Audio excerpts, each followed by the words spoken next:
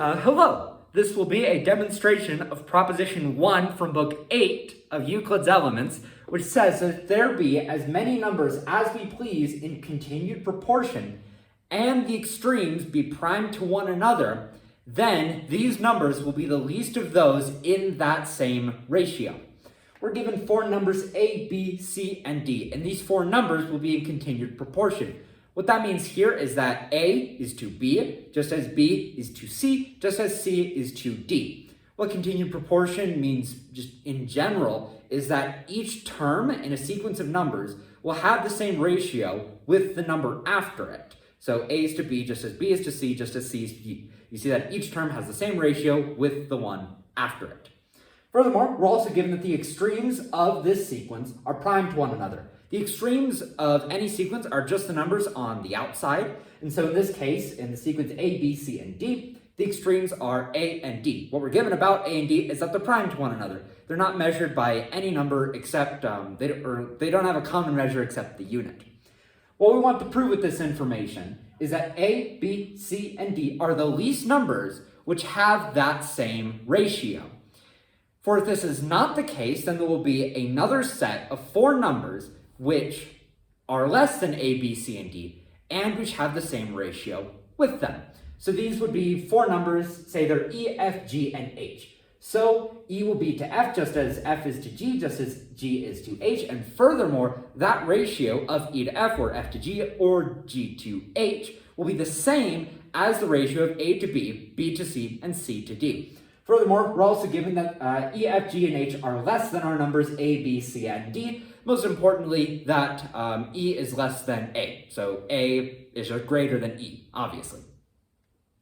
Now, because A, B, C, and D are in the same ratio that is proportional to E, F, G, and H, and there's the same multitude of them as there were, there's four numbers on each side of this proportion, we can then say by proposition 714, we can just take the extremes, put them in a ratio with one another, and these will have the same ratio.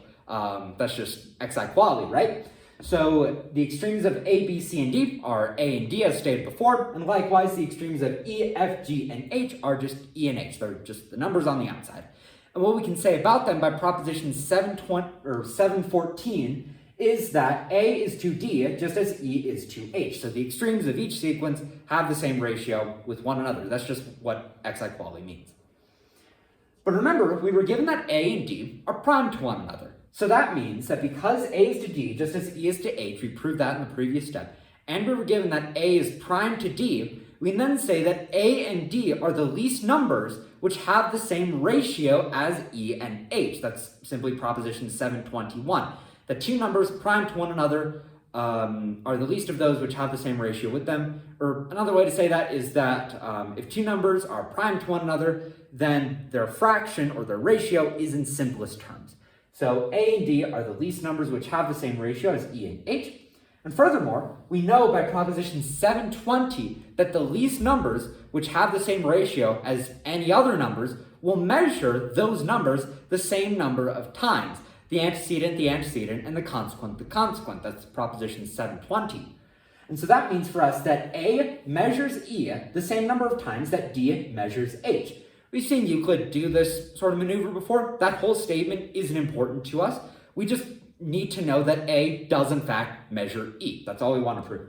What we can say from this is that because A measures E, it of course has to be the case that A is less than E.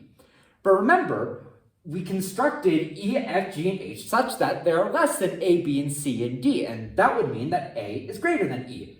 But we've just proven that A is less than E, and so we end up having to say that A is both greater than and less than E, which is just impossible, and so we can conclude that there are no numbers less than A, B, C, and D which have the same ratio with them. And therefore, that A, B, C, and D are the least numbers that have that same ratio. And that's all we wanted to prove, which means we're done with the proposition. Therefore, etc. Q, E, D. So this first proposition of book 8, obviously exciting. This is going to bring one of the most important concepts in Euclid's number theory, that is continued proportion. I briefly explain what exactly continued proportion means. It means you have a sequence of numbers, and each number has the same ratio with the one after it. An example of that would be the simple sequence 2, 4, 8, 16, 32, so on and so forth, just the powers of 2.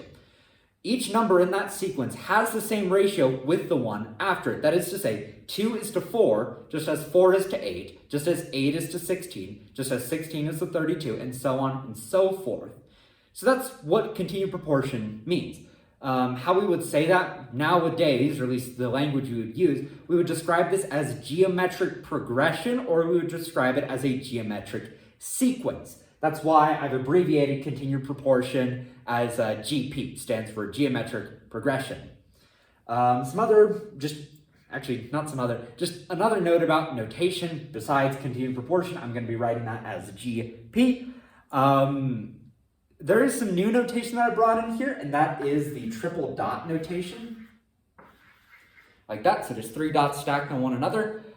This is not official notation by any means, but I needed a way to have 4 numbers in a geometric sequence, and just kind of a normal way to write that isn't very clunky.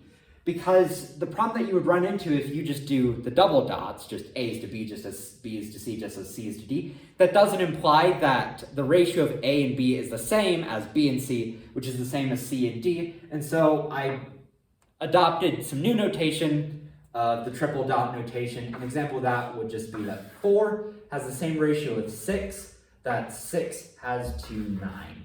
This also stops me from repeating numbers, which is always nice. So just a brief note about notation. You obviously don't have to adopt this. It's not official by any means. This is not like a professional notation. It's simply just one that I needed. Of course, before I end the video, I always like to give examples of what these propositions look like with a particular case. So I'm going to give a 4-term case of numbers in continued proportion. These will be the numbers 8, 12, 18, and 27. So this is continued proportion. What that means is that 8 has the same ratio with 12, that 12 has to 18, which is the same as 18 has to 27, namely just a 2-to-3 ratio. What you'll of course notice is not any one of these ratios just taken on its own. So if you just took 2 numbers, bracketed them off, they won't be in simplest terms. But what Euclid wants to say is that the sequence as a whole is in simplest terms. What that means is that you will not get another 4-term sequence that has the ratio of 2-to-3 between each of its terms that is less than 8, 12, 18, and 27. And the reason you won't get that is because 8 and 27 are prime to one another. They don't have any common measure besides the unit, right? So this is just 2 times 2 times 2. This is 3 times 3 times 3. So no common measure, obviously, besides 1. And so what we want to say about this is because this is a continued proportion, just obviously, and the extremes, which are 8 and 27, are prime to one another, what we want to say is that there is no 4-term sequence which is less than this one and which has the same ratio of 2-to-3. And that's all this proposition is for. So after giving that example, that's all I've got to say about this proposition. So I'll end the video here and move on to proposition 8.2.